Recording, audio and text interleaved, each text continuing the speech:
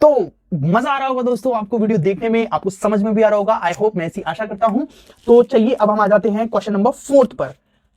L and M are the two parallel lines intersecting by the another pair of the parallel lines P and Q. So that आपको ये बताना है कि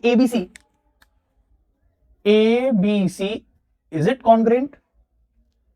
CDA all right, बना लेते हैं figure.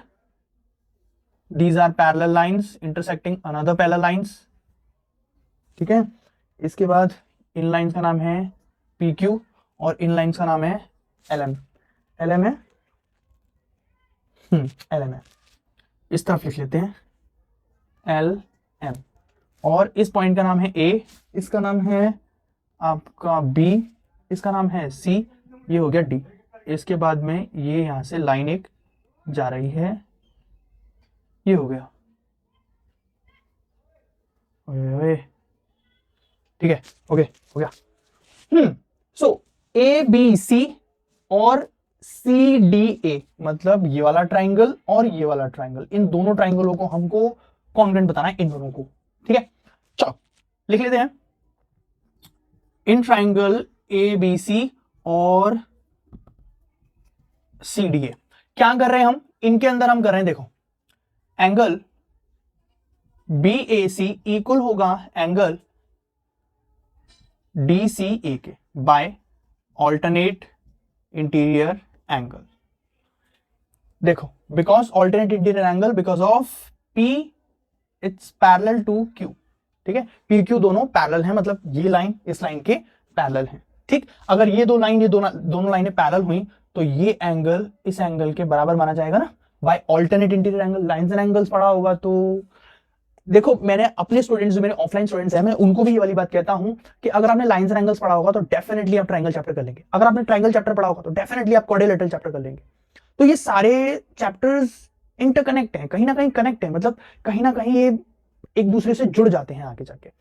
अगर हम स्टार्टिंग में अपना बेस कंप्लीट नहीं करेंगे या बेस क्लियर नहीं करेंगे, डाउट्स क्लियर नहीं करेंगे, तो फिर दिक्कत ये हो जाती है कि जब ऐसे सवाल आते हैं तो हमें समझ नहीं आता कि भाई ऑल्टरनेट इंटीरियर एंगल क्या है, भाई ये VOA क्या है, भाई वर्टिकल अपोजिट क्या है, ये पैरेलल लाइंस क्या है, ये सारी दिक्कत हमें देखनी पड़ती है। इसलिए मैं कहूंगा कि आप अपना बेस जो है वो क्लियर करके रखना। बेसिक वीडियो जो है जैसे कि 7th 8th क्लास की जो बेस जो हमारा जहां से बिल्डअप होता है, ऐसी वीडियोस देख के पहले अपना बेस क्लियर करना, तब जाके आपको और अच्छे समझ में आएगा, ठीक है। चलो आ जाओ, कोई दिक्कत नहीं है। बाकी मैं बेस वीडियो डालता रहूंगा, आप मेरे चैनल पे जुड़े हैं तो देखो यार बहुत अच्छा, मतलब मैं आपको जो कि सारी जो इजी से इजी मैं आपको चीज प्रोवाइड करने की कोशिश करूंगा, ठीक है। चलो क्वेश्चन पे आ जाते हैं। तो मैं कह रहा था BAC इक्वल टू DCA जो कि ऑल्टरनेट इंटीरियर एंगल है, और P it's parallel to Q, ठीक है। एज सेम, बिल्कुल एज सेम हो जाएगा कि this angle equals to this हो जाएगा, ठीक है। मतलब एंगल CAD इक्वल हो जाएगा एंगल BCA के by alternate interior angle, because of L is parallel to M। मतलब this angle equals to this angle हो जाएगा, क्योंकि ये दो लाइनें पैरेलल हैं और ये बीच से जो जा रही है वो ट्रांसवर्सल होगी, ठीक है। आप चाहें तो लिख भी सकते हैं कि भैया यहां पर मैंने ए से ट्रांसवर्सल ली है, यहां पर ये ट्रांसवर्सल ली है, ठीक है। ट्रांसवर्सल यार मैं फिर से समझा देता हूं, मतलब कहीं कंफ्यूजन ना हो बस। जैसे एक लाइन जा रही है, ठीक है, ये लाइन है हमारी AC, ठीक है, और ये है L और ये है M, ठीक है। तो ये एंगल इस एंगल के बराबर माना जाता है। अगर ये दोनों L और M पैरेलल हैं और AC ट्रांसवर्सल है तो ये एंगल इस एंगल के बराबर माना जाएगा by the alternate interior angle, और ये एंगल इस एंगल के इक्वल माना जाएगा by the alternate interior angle, ठीक है। और भी होते हैं, जैसे कि ये इसके बराबर माना जाता है कॉरेस्पॉन्डिंग एंगल, ये इसके बराबर माना जाता है कॉरेस्पॉन्डिंग एंगल्स, ये दोनों एंगल इक्वल होते हैं by the vertical opposite angle, ठीक है, इस तरह से। चलो इसके बाद अब दोनों के अंदर देखो ACC दोनों में कॉमन आ रहा है, ठीक है।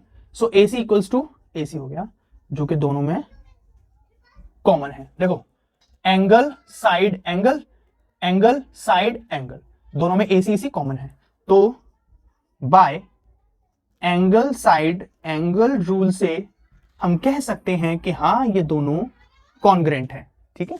सो सिंपल, प्रैक्टिस करना यार, हो जाएगा। मिलते हैं नेक्स्ट में।